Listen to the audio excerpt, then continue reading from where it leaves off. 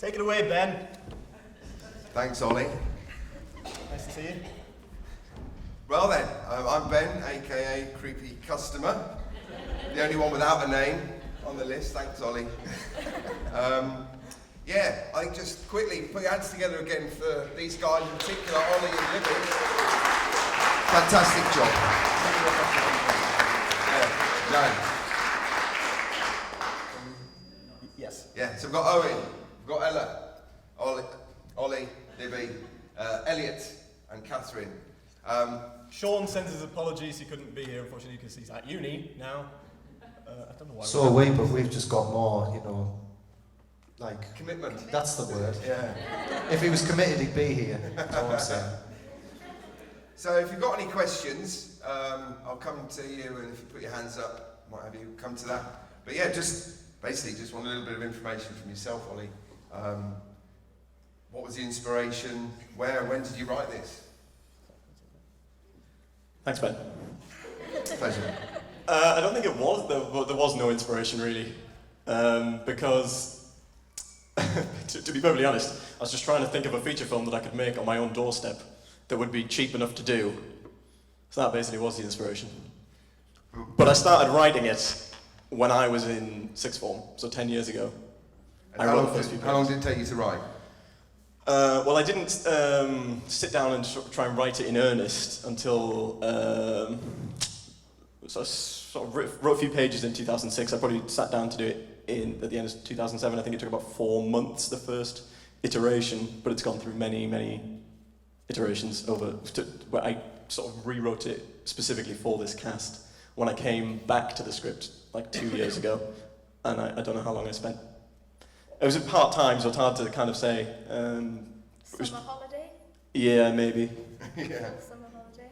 Yeah, so, yeah, And 6 weeks or so. Have you stick rigidly with the script, or has it been... No, I was just improvisation? mentioning to someone that it's not obvious, but there's another 40 minutes of this film that's on the cutting room floor that we couldn't make. The schedules mesh, and there's so much going on and kind of making a guerrilla feature that there's 2 entire characters had to go because we couldn't finish shooting their storyline.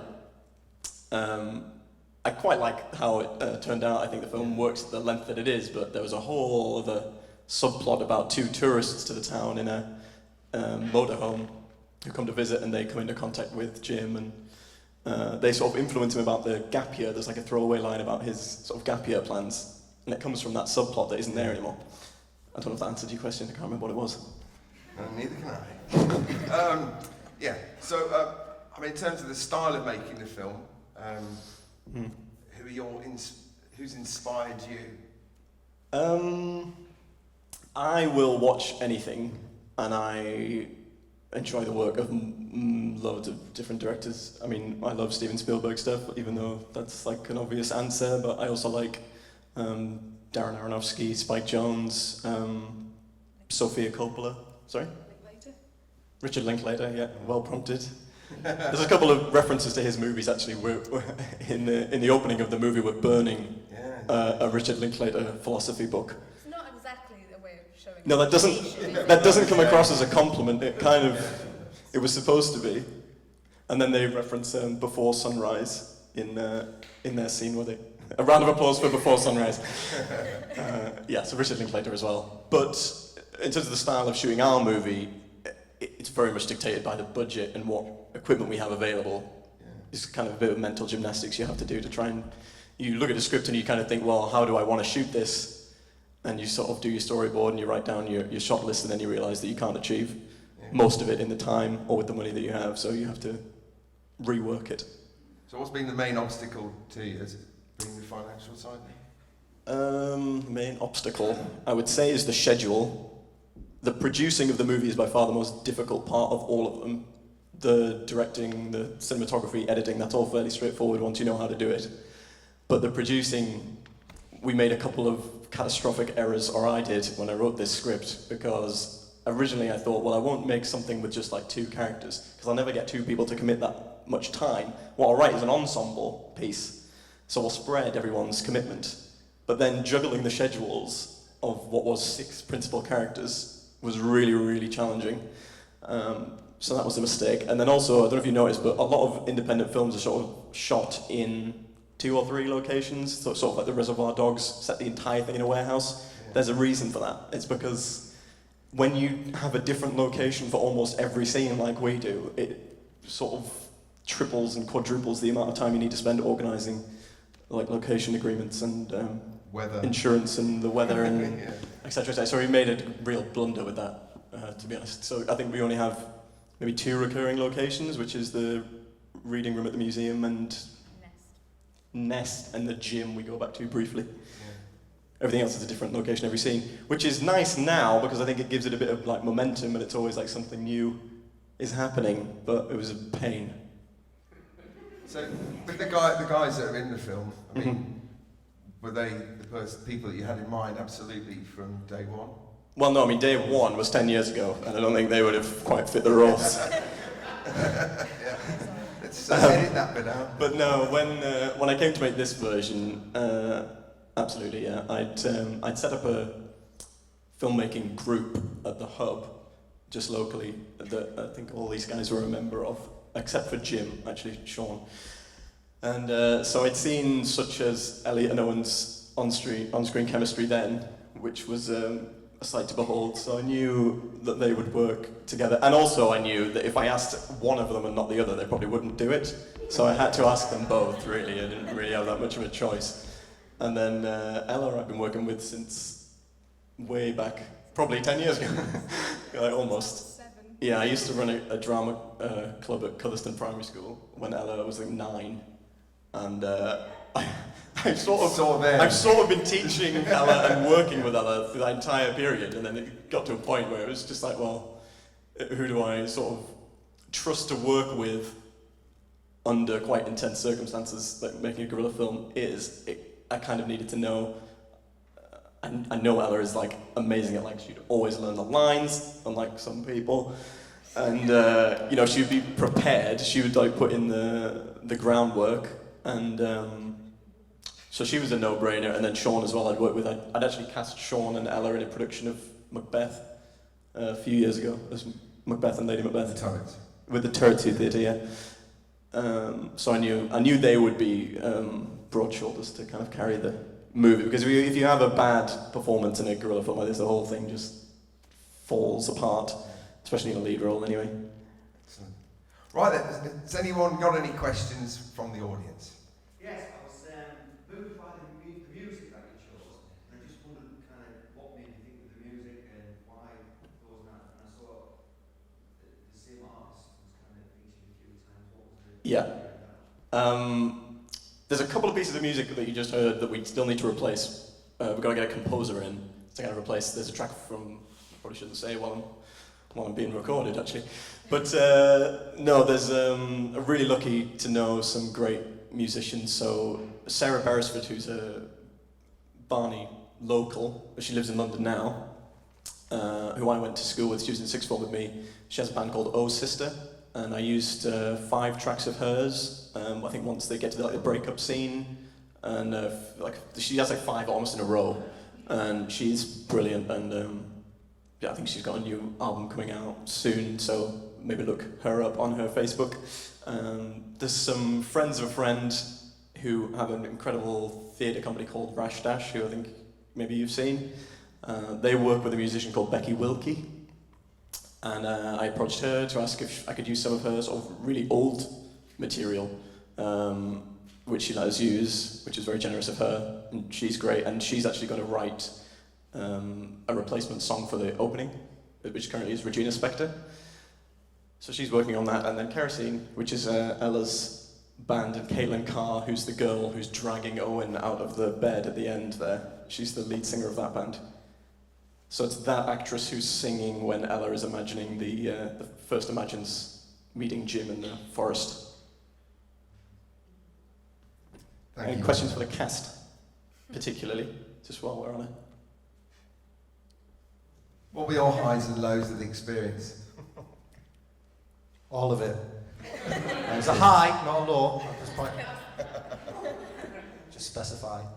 So the glasses, what's happened with the glasses? I don't need glasses. He forced us to. I don't want to give away the Sounds secret. like a miracle.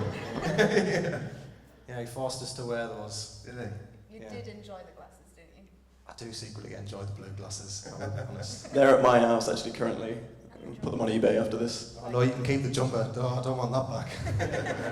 One of the funniest moments I had actually in the whole thing was Elliot was the first member of the cast that we brought in when we were doing the prep, and his costume fitting I just found hysterical for some reason, I don't know.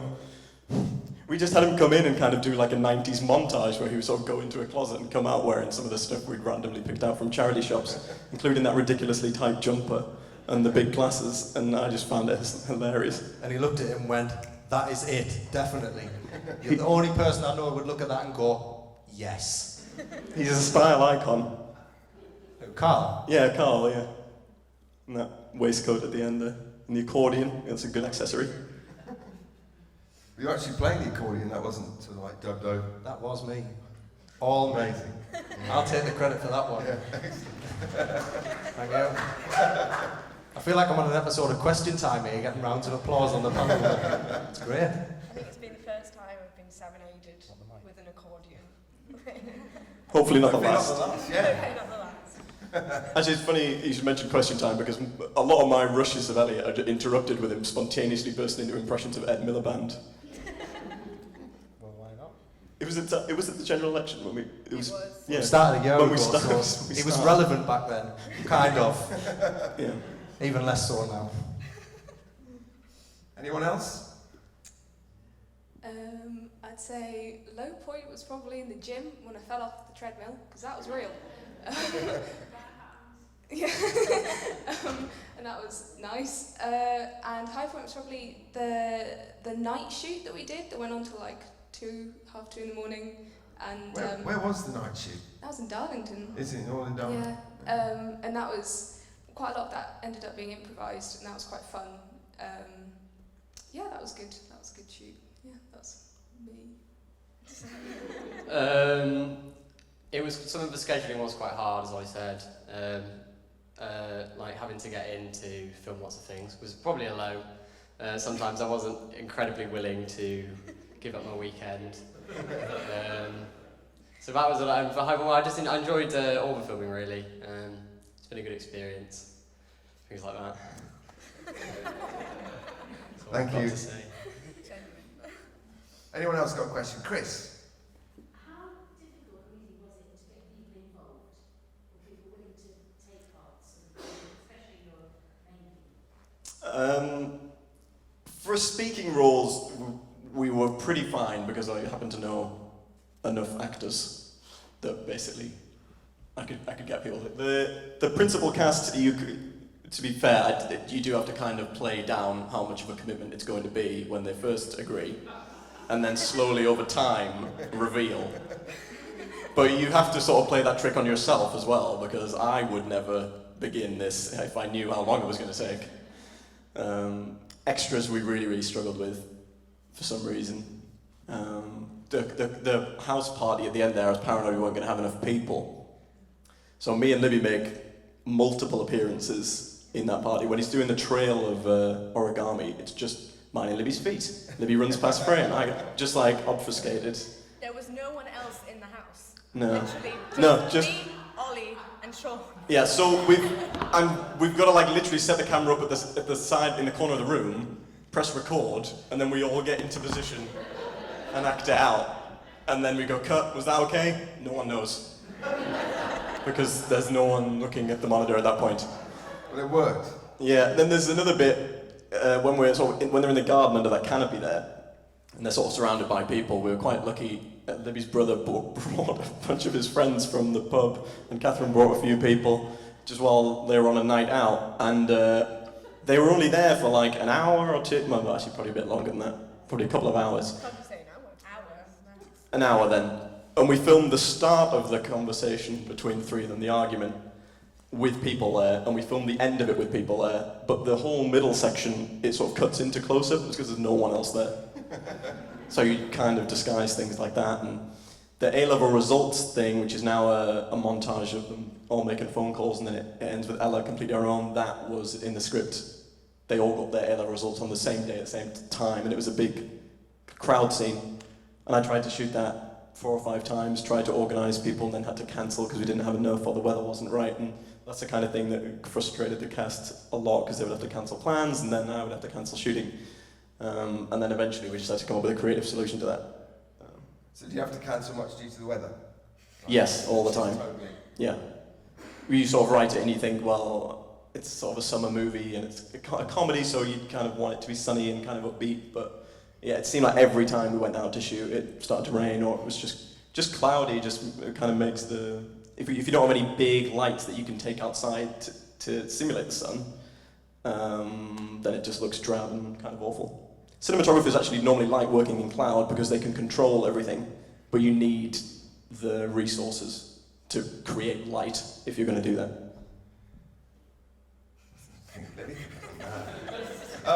Right. Any more questions? Yeah, so what's the next phase for the movie then? So we've had the premiere here and Yeah. this is great. Thank you. What's next? So the next phase for this, we've already submitted to a couple of festivals. So Slam Dance Film Festival in Utah and South by Southwest Film Festival in Austin, Texas. Sorry? Just in shock. So those are 2 pretty big independent film festivals which we'll be very lucky to get into. And if we do, they're in, I think, February and March of next year. And then we'll submit to whatever we can really between now and the end of this year, and to do a festival run in 2017, where you would hope to either find like an agent, basically, same way as an actor would, or you would pick up like distribution, like maybe like a video on demand distributor. They go around and pick up quite a lot of independent films and then sell them as packages to video on demand services. So that's what we'd look to do. Yeah. Thank you. Anyone from this side got any questions? Yes. It's an ambition the major film companies have, shooting in public. Obviously some of the scenes with Darwin, etc. Have you got any difficult or humorous moments that you'd like to share with us? After all, this was Darlington. There was a bit in the gym when we were doing the gate scene, like the bit where I was trying to get through the turnstiles, and there was a man in shock, just watching the whole thing like... Yes, unfortunately I didn't end up using that because it took away from John's performance slightly. So you know how John's sitting there and he's like, who is this girl? Just to the screen left, there's a guy who's doing it for real, who doesn't understand that we're making a film. So that was good.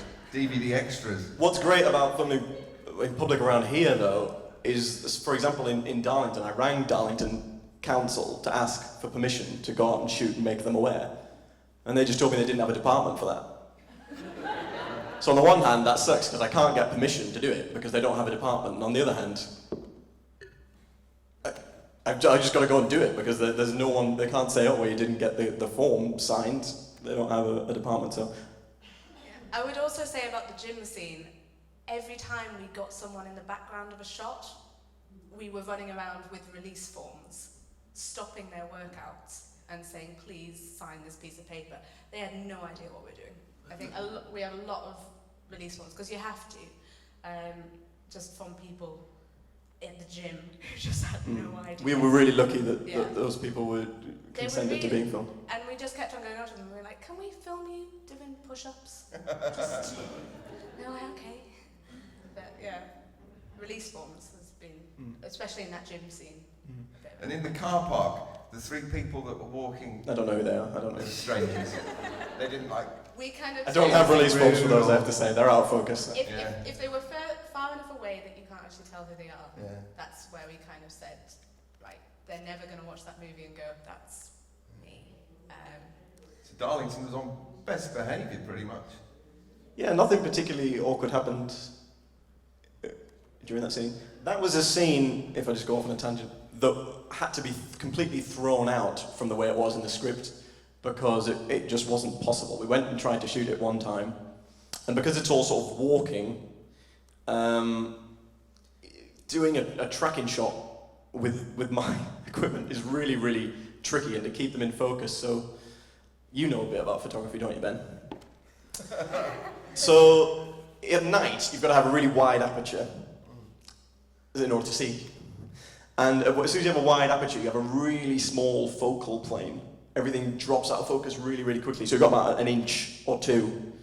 So when you're doing a Steadicam shot and they're walking, I've got to keep a perfect distance away from them the entire way, or they'll go out of focus. Because my Steadicam, I'm using two hands, so I can't touch the lens at all. Even if I could, I'd throw the Steadicam off. And then you've got the continuity problem of doing the scene over and over again, because we've only got one camera, and they're walking past shops and things, and they're going to do it at a different rhythm. So we tried it once, and it was a complete failure. But out of the footage that we got that night, I kind of edited a kind of concept reel for how we would do it, which is we would just improvise, and it'd be more like a montage. So we just radio mic'd the guys, and I was just sort of throwing suggestions out, and they were just wandering around. We knew we were going to use sort of shop windows. Always recce your locations at the time of day you're going to shoot, by the way, because we assumed that all the shop windows would be illuminated. In Darlington, no. Most of them are sort of caged up and lights off, so that kind of reduced our options slightly. But that was a really good night. We shot that in like 4 hours. It was crazy. I'm really surprised, no offense, that we got the scene out the way that we did, and I really like that scene. But I had exactly enough footage to make it, and not a frame more that wasn't out of focus or inaudible or whatever. So what was some of the equipment that you had to... Because you designed some of the Steadicam you made, didn't you? No. I built my own shoulder brace. Because stuff's crazy expensive. So yeah, I kind of made that out of some bits of other equipment that I had, but no, that's the only thing that I can take credit for making, and to be honest, it was kind of useless. There was also a bike creation that... Oh, I didn't make it in. Tell them about that, We didn't Elliot. make it in. We did have a shot where we put the camera on the front of a bike, facing Elliot's face. So not like a GoPro, I mean like my proper camera with a microphone. The entire camera in a basket, wrapped in bubble wrap, kind of duct taped and like jerry-rigged onto the front of a bike, and then you rode through town. Multiple times. Multiple times, in front of lots of people. And then I didn't use the shot. And if you didn't use the shot. He did nearly die several. You had to like ride around the butter market, didn't you? It was all wobbly. And it was really heavy at the front of It was the... really heavy, so wobbly. And I'm dressed like Carl. And I had to go from Scartop down to the butter market and then along to the Bose Museum. And I don't think you could use it because I was going, oh my God, I know them. Oh no. And I couldn't explain it because I had to drive down the street dressed as Carl with the glasses on and everything. And so there was, obviously there's no film crew to be seen because he's got the camera. So he's just completely on his own looking like a complete twonk. Thanks for that. And then you don't even use it. Yeah. Sorry. It's somewhere. It's blackmail for the next film. Great. So, any more questions? I was wondering if you were talking about favourite scenes in the film, and I was wondering if your favourite would be the same as the other characters' favourites, or different for what reason? Okay. Do you want them to say their favourite scene to film or their favourite scene to watch? I don't know. I was just thinking if something particularly funny happened, perhaps in a particular scene, so everybody loved that one, or different interpretation. I would say that, to be honest, my favourite scene probably is the scene where they break up, sadly. Because at that I felt like we were all sort of using our skills to the best of our abilities. I thought the acting is really, really great in that scene. It's a really difficult one to do because you have to not take against either one of the two characters when they're having this argument. So you've got to tread quite a fine line. That's why the scene begins with Sophie, so that you're relating to her before Jim comes in and she just like drops a complete bombshell, but you need to be on Sophie's side a little bit. So they walked that line really, really well, and I enjoyed doing that because it was a bit more like rehearsing a play. We took like an hour and a half before we started shooting we broke it up into sort of 4 sections, rehearsed it quite a bit, and then shot it quite kind of, we shot it entirely chronologically, which isn't always the case, and just seemed to go really well that day. So I enjoyed that one. For me, was the favourite one to shoot. I don't know what I think my favourite one to shoot again was the night scene, but my favourite scene is Carl and Gwen in the archives, and he says that he stuffs his costume with his mum's tights, and then he says, World War One, it's over. I found that very funny, so yeah, I like that one. I enjoyed filming the bit in the party scene where I'm getting dragged out of bed. That was just a really fun day to do. Just sort of, we had a good time, lots of jokes. But the second party scene, which is chronologically first in the film, was such a long day. I think we arrived at like 4 in the afternoon, and then we were there until it got dark. Me and Elliot went to the pub in between. We just sort of gave up on it. To learn lines. To learn lines. And when we arrived back at about 10 or 11, just a little bit worse for wear, quite tired. And it was a long day. We were there till maybe 2 in the morning. So that was a fun one to do. What would be my favourite scene? It's the one in the archive.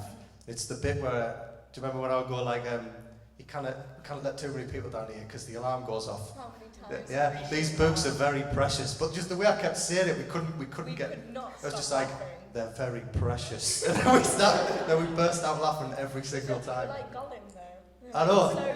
So Very precious. Is Judith in, or has she gone home? Did Judith come? Is she gone? Was Judith here? So Judith is the archivist at the museum, and she supervised all of the scenes that we shot in there. The whole thing. She would not leave. Yeah, so we had kind of not been totally honest about the content of the script when. Yeah. So yeah, she's just off screen left when Elliot's sort of saying. The librarian's died, and she's behind the camera going, oh. So she's hidden behind a shelf when you're talking about Captain Crusade and all this ridiculous stuff, but she couldn't get through without laughing. So we were there for about 10 years, just corpsing, and she didn't know what was going on. And I broke the door as well. Did you? Yeah, you were hidden down the thing, and I started turning the thing, and it just went conk, and then started rolling around on the floor. So I broke Barnard Castle's archives. Missed that one. I actually do work in the archives department with Judith, and she's ace. So yeah, I imagine she was a lot of fun to do a day shooting with. Yeah, she was a good sport. I think my favourite scene to shoot was our very awkward scene of computer innuendos. That was terribly awkward to shoot, to say the least. But the best one to watch, I think the breakup scene is so powerful. I was up there crying watching it. I think the music adds to it so much, and along with Owen getting dragged out of bed and swearing incredibly. I kept telling them to add more swear words. We had to do it quite a few times. They didn't quite understand how many swear words I wanted in that. There's a lot, wasn't it? There's a lot of profanity in that one. Libby, do you begin to? It's a hard one. I think my favourite scene to watch is Sean's and Mitch's, because that's actually Sean's dad. So I really like that because I think to watch, I think it just reads like a father and son having a conversation about the fact that he doesn't pay bills and stuff. So I like that because I think it's really natural. To shoot, I'm not sure. I think the archive stuff was very fun. It was right at the beginning. It was the first week. That's probably why it was fun. It was the first week, and me and Ellie have shot quite a few short films, and with those you do really long days, like 12-hour days, which we That's not that long. Right, but okay. Oh, sorry. Like with short films, you shoot 12-hour days, sleep for 5 hours, get up and do the same, and that's it. That's the film over. You've shot it all. With this one, it was different, so it was quite nice, kind of just getting onto that machine and getting into the rhythm of things with the archive stuff. And also, these guys are just hilarious. They just didn't know their lines, but most of the stuff that wasn't their lines is now just the film. It's not funny after a year though. So I think that was quite I enjoyed the archive scenes. Excellent. Thank you. More questions, yeah? Well, it was a comment, really. It looks beautiful, and I think Thank you. it looks beautiful. Teasdale looks lovely. I just think you're a really versatile cast, and the music is fantastic. And how amazing that all of that, including the music, came from here. Absolutely. And you know, did production and direction stuff. Thank you. Market Down's collection. Yeah. No, I mean the cast did an exceptional job, and everyone who watches it comments on how good their performances are. So that's really nice. Yeah, Ollie was saying at the beginning, like, he maybe made a mistake in casting, like, or writing a film that has so many characters, but he didn't really, not when he had the wealth of acting that he has now on screen, because they make the film, obviously, and it was And just a blessing to have kind of everyone who was involved, from the extras, from like John to Ben, to the main cast. I think it was just amazing, and everyone in town has been really supportive as well. yeah, and just a note on the casting as well. Obviously, it's everyone's first film, except for like you were working on something but you'd never seen it come realised yet. At the same time, which was Yeah, Ella was working on 2 big film projects at once, so hopefully you'll come back and watch her in something else. But it's a different beast to theatre acting, which is what everyone had done before. So it's really hard and interesting to direct people for film, because I think maybe Ella, I think, would sometimes watch playback of the performance that she'd given and say maybe not be happy with it. But because sometimes there will be echoes of like herself, or Ella will be able to watch it and know when I've used something that is Ella and not Sophie, say, for example. Whereas to the audience and to me, it's kind of all the same. It's all just kind of human emotion and moments. And when I cast the likes of Owen here, I kind of knew full well that he wasn't necessarily going to be as the most prepared person or like necessarily know his lines, but then I knew what his personality was like, and I knew that I could try and work it to my advantage, which I hopefully did. So that's it. That was an interesting process, just moving from theatre acting to film acting, I think, probably for everyone. Any more questions? Oh, by far, yeah. I think the longest film I'd made up to this point was sort of 25 minutes long, so I've cut more than that out of this movie. So it's shot over 30 days, I think, in total. Sort of like 6 to 8 hour days, just because of the nature of the locations we had to be in and out. So yeah, 30 days is probably that's probably more time than I've ever spent shooting any short films, if you sort of packed them all together over the course of like 10 years, because short films you do in like a day or 2. So how much footage do you actually take in total? Oh, no idea. Yeah. Lots. There are... It's broken his computer. Yeah, my computer's wrecked right now. There's like 4,000 assets in the project, so shots, sound files, graphics, etc. I don't know how many, it's like 700 gig or something, yeah. So, what's your next project now? I mean, are you already writing stuff with a view to trying to do something? I have sort of ideas for like my next 4 feature films, Yeah. but preferably I would never self-finance one ever again, if possible. And I'd quite like to go back to making a short film now, because I imagine that will seem really easy now.